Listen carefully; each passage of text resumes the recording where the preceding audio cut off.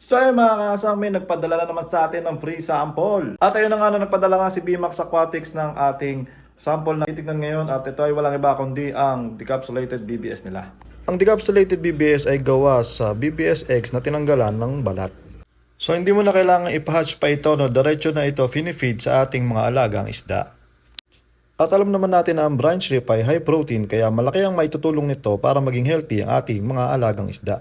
Gustong-gusto nga ito ng ating mga gapis, no? So kung makikita nyo naman, ganadong-ganado silang kainin ang baby brine shrimp decapsulated. At best din talagang ibigay ito sa ating mga fry na maliliit na isda gaya ng fry ng gapis, fry ng beta. Sa ilang araw pala ng pagpapakain nyo ng BBS decapsulated, mapapansin nyo na mabilis lalaki ang inyong mga alagang isda. At hindi na rin kayo mag-aalala na baka masayang lang ang bilhin nyo dahil nakakasigurado ako nakakainin niya na isda nyo kahit anong klaseng isda pa yan.